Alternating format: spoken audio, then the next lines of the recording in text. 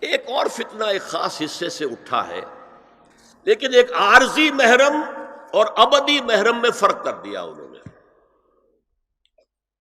عارضی محرم کیا ہے؟ سالی جو ہے وہ عارضی محرم ہو گئی۔ کیوں؟ کہ جب تک اس کی بہن زندہ ہے جو آپ کی نکاح میں ہے، آپ کی شادی سالی سے تو نہیں ہو سکتی، تو جس سے شادی نہیں ہو سکتی وہ محرم ہو گئے، تو یہ عارضی محرم ہے۔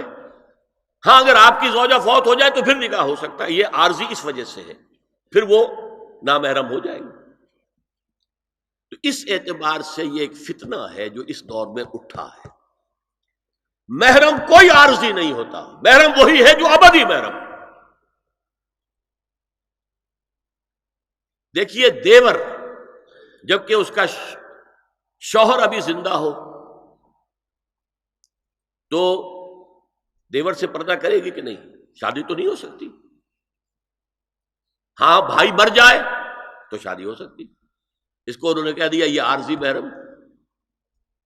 اسی طریقے سے بھابھی، جبکہ بھائی ابھی زندہ ہے، پردہ نہیں، وہ شادی نہیں ہو سکتی، بھائی فوت ہو جائے شادی ہو سکتی، عارضی ہو۔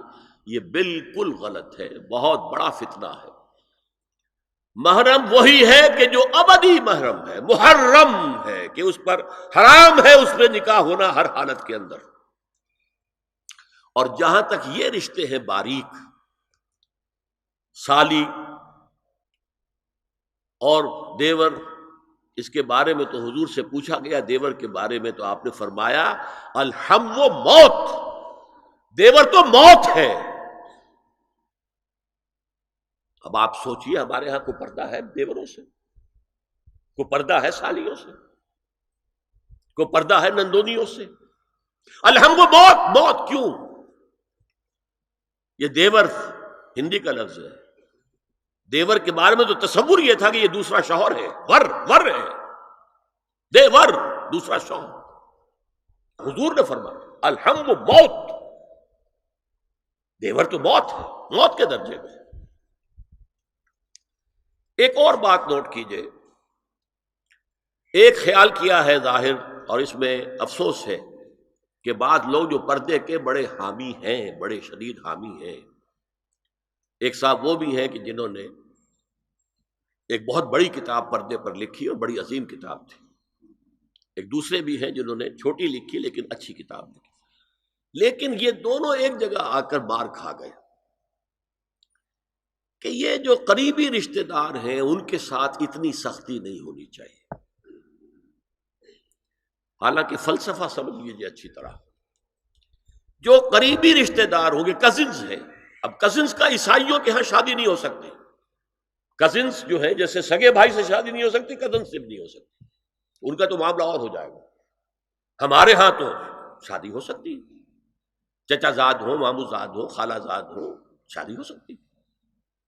اس اعتبار سے جن سے جتنے زیادہ ربط کا معاملہ ہے اتنا ہی اندیشہ زیادہ ہے۔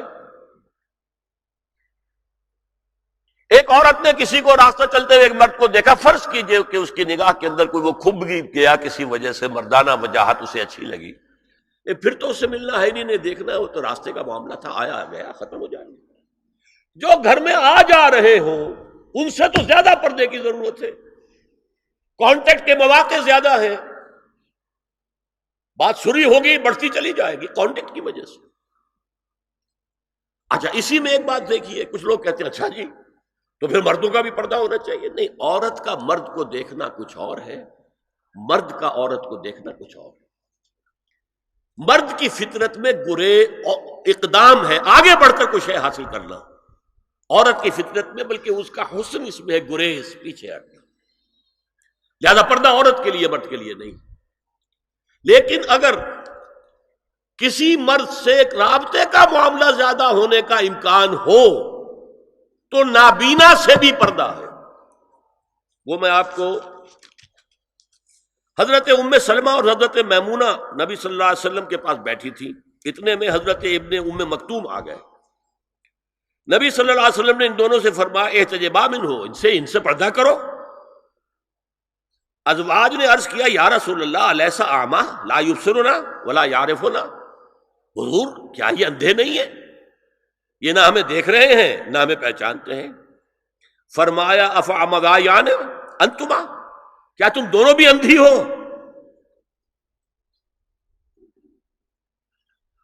الا تبصران ہی، کیا تم نہیں دیکھ رہی ان کو؟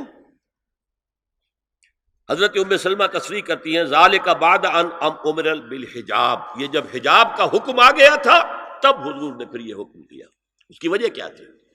حضرت عبداللہ ابن مکتوم کا گھر میں آنا جانا تھا، تو اگرچہ اندھے ہیں لیکن یہ کہ یہ بار بار کا آنا جانا اس سے فتنے کا ایک دروازہ کھل سکتا ہے، اس دروازے کو بند کر دیا گیا.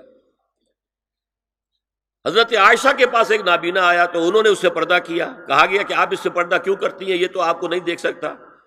جواب میں حضرت ام المومنین نے فرمایا لاکنی انظر الیہ، میں تو اسے دیکھ رہی ہوں نا.